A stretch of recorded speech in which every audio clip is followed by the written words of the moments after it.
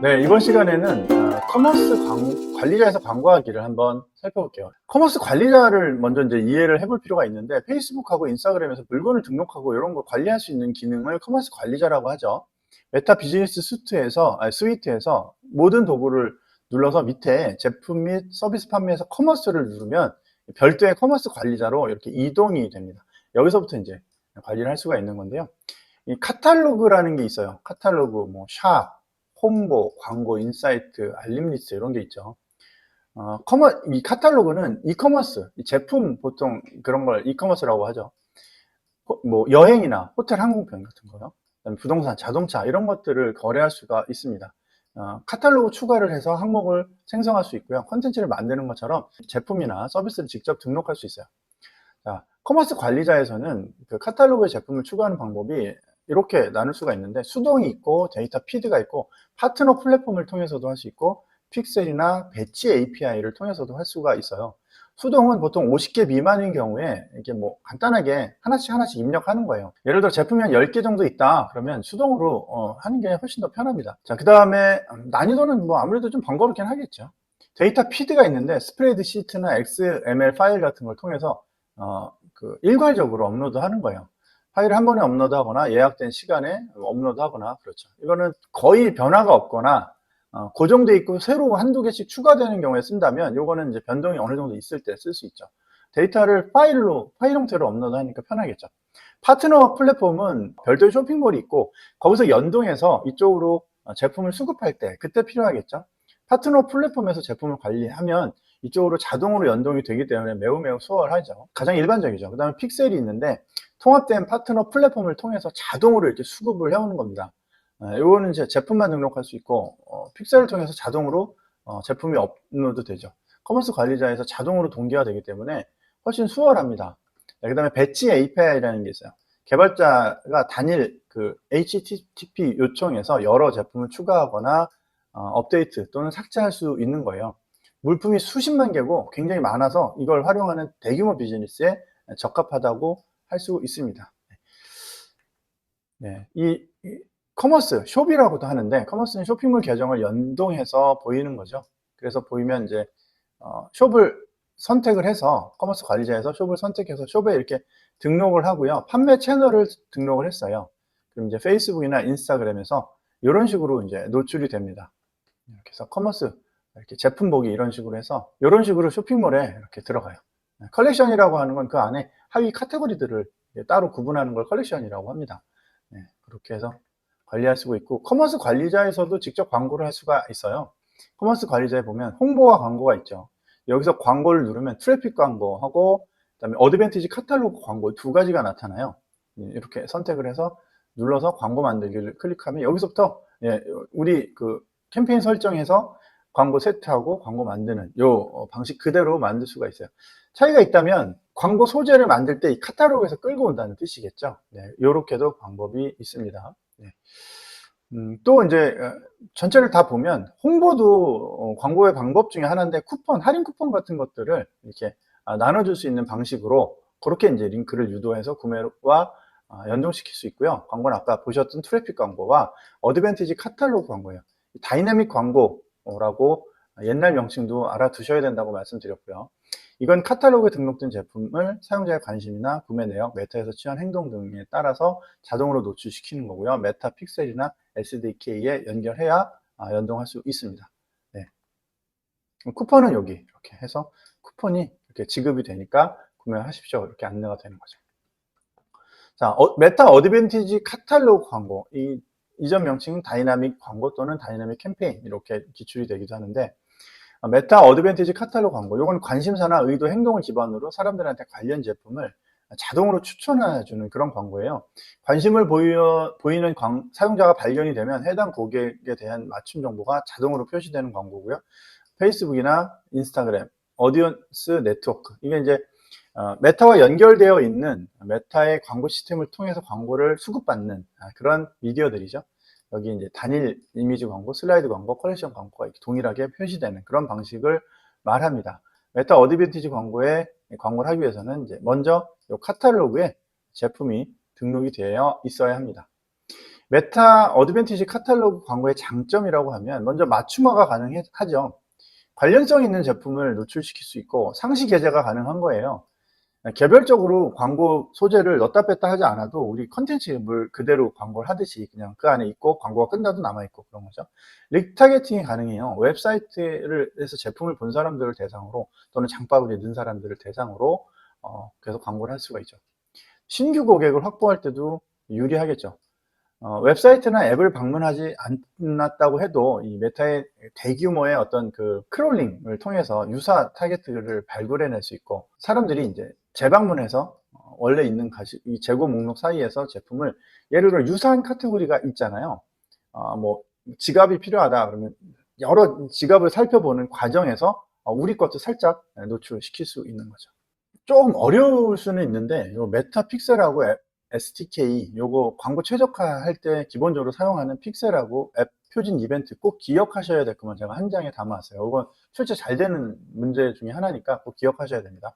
기본적으로 어드밴티지 카탈로그 광고의 기본 유형이 있어요. 예를 들어 자동차 인벤토리라든가 무슨 뭐 물건이라든가 그런 것들은 이제 여기 활용이 되는데, 서치, 뷰 컨텐트, 에드 투 위시리스트, 리드 요걸 기본적으로 씁니다. 이게 무슨 의미냐면 기본적으로 메타 픽셀이나 SDK는 사용자가 이걸 원하는 이름으로 만들어 놓고요. 이걸 웹사이트에 있는 정보와 연결시켜서 체크를 할 수가 있어요. 전환 이벤트를. 요런 액션을 취했을 때 요런 액션으로 받아들여라. 또 요런 액션은 요런 광고와 연결이 됐다. 이걸 원활하게 만들 수가 있는데 기본으로 제공하는 게 있어요. 이런 걸 제공하는 걸 다 아셔야 새로운 걸 만들 수 있지. 새롭게 쳤다고 했는데 기존의 이 표준 이벤트와 중복되면 헷갈리겠죠. 메타도 헷갈리고 여러분도 헷갈리실 거예요. 그래서 요걸 어느 정도 기본적으로 쓰는 걸 아시는 게 좋은데, 메타에서는 이런 걸 권장하고 있다는 뜻이에요. 요 네 가지. 요거 시험에 나오게 되게 좋잖아요. 하나만 다른 걸로 바꾸면 되니까. 그래서 기억하시고요. 카탈로그나 메타 제품을 위한 메타 어드밴티지 플러스 카탈로그 광고다 그러면 뷰 컨텐트, 에드 투 카트, 퍼체이지 이런 게 사용이 돼요. 그 다음에 오프라인 매장이면 딜리버리 카탈로그, 커비사이드, 그 다음에 인스토어, 홈 딜리버리 이런 게 전부 주문과 관련된 거예요. 커비사이드는 그 주문을 하고 와서 가져가는 거, 뭐 이런 거예요. 이런 것들 이벤트를 활용할 수 있다. 그다음 부동산 광고, 어드밴티지 카탈로그 광고 유형 중에서 부동산 광고, 어드밴티지 카탈로그 광고 중에서 여행 광고, 서치, 뷰 컨텐트, 이니시에이티드 체크아웃, 퍼체이지 이런 게 있어요. 그래서 요 유형에 따라서 뭐가 다르냐 요거 구분해내는 문제 자주 출제됩니다. SDK는 출제된 적은 없는데 그래도 권장해주고 있는 게 똑같이 4개 정도씩 있으니까 한번 보면, 자동차 인벤토리 광고에서는 FB 모바일 서치, 그다음에 FB 모바일 컨텐츠 뷰, FB 모바일 에디드 투 위시리스트, 리드 이런 게 있고요. 카탈로그나 제품을 위한 메타 어드밴티지 카탈로그 광고에는 이벤트 네임 뷰드 컨텐트, 이벤트 네임 에디드 투 카트, 이벤트 네임 퍼체이즈 이런 게 있습니다. 안드로이드 기준이고요. 그다음에 오프라인 매장은 없고, 그다음에 여기 부동산 광고나 여행 광고는 FB 모바일 서치, FB 모바일 컨텐츠 뷰, FB 모바일 이니시에이티드 체크아웃, FB 모바일 퍼체이즈 이렇게 돼 있으니까 요거 잘 기억해 두시기 바랍니다. 자, 이번에 이제 메타에서 컨텐츠 수익화하기를 한번 살펴볼게요. 메타에서 컨텐츠 수익화하기는 되게 다양하게 시도가 되고 있는데 주로 이제 동영상에 치우쳐져 있기 때문에 전통적으로 이제 인스타그램이나 메타를 쓰시는 분들, 페이스북을 쓰시는 분들은 뭐 구체적으로 수익화까지는 돼 있다는 얘기는 못 들었는데, 이제 장기적으로 계속 유튜브처럼 수익을 쉐어하려고 노력을 하는 것 같아요. 인스트림 광고, 그러니까 가로형으로 되어 있는 그런 광고에 업로드된 동영상이 이제 송출이 되면 거기에 이제 비용을 나눠주겠다 이런 뜻이죠. 팔로우 5,000명이고 60일 동안 유효 조회 기간이 6만 분이고 뭐 페이지 활성 동영상이 5개 이상이면 수익 쉐어가 가능한 겁니다.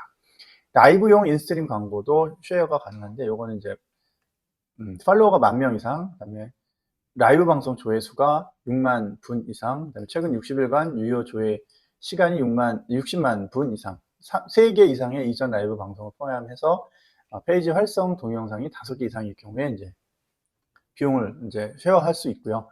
구독, 스타, 브랜디드 컨텐츠라는 게 있어요. 뭐 구독은 정기적으로 이제 그 컨텐츠를 받는 사람들한테 뭐 컨텐츠당 얼마 유료 이렇게 하는 거죠. 제가 알기로는 말콤 글래드웰인가요? 유명 작가들은 이런 걸 하는 경우도 있다고 해요. 우리나라는 아직 미시행이고요. 스타는 아프리카 TV의 별풍선 같은 거고, 팔로워 수가 연속으로 30일 이상 500명 이상이 유지되고 만 19세 이상이면 이 스타의 수익을 쉐어받을 수 있는 권한이 생겨요. 브랜디드 컨텐츠는 광고주가 브랜드 콜라보 관리자한테 신청을 할 때 할 수 있고, 크리에이터와 컨텐츠가 협업하는 방식의 수익 모델입니다. 브랜디드 콜라보 관리자를 통해서 신청 가능한데요. 현재는 미국 거주 인스타그램 크리에이터를 대상으로 운영 중에 있다고 합니다. 자, 그 다음에 이제 다음 컨텐츠는 수익할 수 없는데, 금지된 형식이나 뭐 금지된 행위, 제한된 카테고리, 금지된 카테고리 이런 것들은 교재에 있는 거 좀 잘 확인해 보시면 좋을 것 같아요. 자, 이번에는 이제 메타 앱 패밀리 커뮤니티 규정의 목표와 가치를 한번 살펴볼게요. 메타 앱 패밀리는 페이스북, 인스타그램, 왓츠앱, 스레드 이런 것들을 이야기하는 거죠. 네, 이걸 다 앱 패밀리라고 부르고요. 메타에 관해서 디지털 인사이트나 마케팅 리서치 자료 같은 것도 이제 제공을 하는데, 이걸 메타포 사이트라는 명칭으로 제공을 하고 있습니다. 요게 지문 중에 하나씩은 간혹 나옵니다. 예전 이름은 페이스북 IQ라는 이름으로 나왔었어요. 이 뉴스레터를 이제 받을 수 있는데, 요게 지문 중에 나오면 이런 게 있었구나 이렇게 이해하시면 돼요. 커뮤니티를 지향하는 페이스북이나 인스타그램은 저마다의 규정들이 있는데 한번 볼게요. 대표적인 커뮤니티 가이드라인은 페이스북 커뮤니티에서는 플랫폼에서 그냥 강제로 삭제하는 건데, 가짜 계정에서 만들어진 컨텐츠나 알려진 혐오 용어가 포함된 컨텐츠, 심각한 폭력을 선동하고 조장할 수 있는 거, 따돌림, 괴롭힘, 스팸, 폭력적인 이미지, 성인 나체의 이미지, 뭐 즉각적인 신체적 상해에 위협을 하는 거, 뭐 코로나 관련된 거짓 주장, 페이스북 커뮤니티 규정에 정의된 제한된 상품, 서비스 구매, 판매, 거래 이런 거에 따라서 이제 그 규제를 합니다. 네, 그래서 이런 거는 그냥 이유 없이 그냥 확 삭제가 될 수 있으니까 조심하셔야 되고요. 사람들이 표시되지 않는 것을 선호하는 것들도 있어요. 위반의 소지가 있는 거, 폭력적인 거, 따돌림 이런 것들, 네, 이런 것들 노출을 제한하는 거예요. 삭제는 아닌데 제한을 하는 거고요. 이거는 사람들이 민원을 제기하겠죠. 반응으로 싫어요 뭐 이런 거 하면서, 이런 경우에 이제 그 심사 대상이 될 수 있겠죠. 의심스러운 입소문을 암시하는 거. 네. 사람들이 기본적으로 페이스북에서 보게 되는 컨텐츠는 신뢰할 수 있는 출처에 기반한 것을 제시해야 돼요. 그래서 그런 정책을 위반하면 노출이 제한될 수 있는 거죠. 게시자가 신원을 확인하거나 위반 사항에 대해서 검토 중인 컨텐츠를 확인할 때 예기치 않게 빠르게 배포되는 이 게시물의 특성상 게시물의 배포를 일시적으로 제한할 수 있어요. 밴이라고 하기도 하죠. 이렇게 일시적으로 제한하는 정책을 가지고 있습니다. 페이스북 정책에서 반복적으로 위반하는 사람들은 강등돼요. 특정 수준으로 강등돼요. 노출 같은 게 제한될 수 있고, 또 이게 반복되면 더 엄격한 강등, 그러니까 발견이 안 되거나 이 사람들이 검색해도 노출이 안 되게끔 이렇게 제한을 한다 이런 뜻이죠. 인스타그램 커뮤니티 가이드라인도 한번 볼게요. 직접 촬영했거나 공유할 권한이 있는 사진과 동영상만 공유하도록 권장을 하고 있습니다. 다양한 사람들이 즐길 수 있는 사진과 동영상을 게재하는 거죠. 또 의미 있고 진심이 담긴 교류에 동참을 할 필요가 있고, 법규를 준수해야 되고요. 인스타그램을 함께 사용하는 멤버를 존중하고 자해행위를 미화하지 않도록 도움을 주고, 큰 사건은 신중하게 게시할 수 있도록 권장을 하고 있습니다. 자, 문제를 한번 풀어볼게요. 다음 중 메타 비즈니스 스위트에서 커머스 관리자에서 진행이 가능한 마케팅 솔루션이 아닌 것은? 자, 트래픽 광고 어때요? 가능했나요? 가능했죠. 쿠폰은 어때요? 홍보 섹션에서 가능했죠. 라이브 쇼핑은 어땠나요? 라이브 쇼핑이 된다는 얘기는 없었어요. 어드밴티지 카탈로그 광고 가능했죠. 네, 그래서 정답은 3번이 되겠습니다. 이렇게 해서 메타를 전체적으로 한번 훑어봤습니다. 아마 이 영상으로 인해서 여러분들이 이제 교재로 수업을 하실 때 조금 더 입체적으로 그 행간의 뜻들, 메뉴의 이름 같은 것들을 구체적으로 이해하실 수 있으리라고 생각합니다. 반복해서 문제를 많이 풀어보시고요. 또 우리 교재의 내용들도 충분히 숙지하시기 바랍니다. 다음에 유튜브 관련해서 계속 이어가도록 하겠습니다. 수고하셨습니다.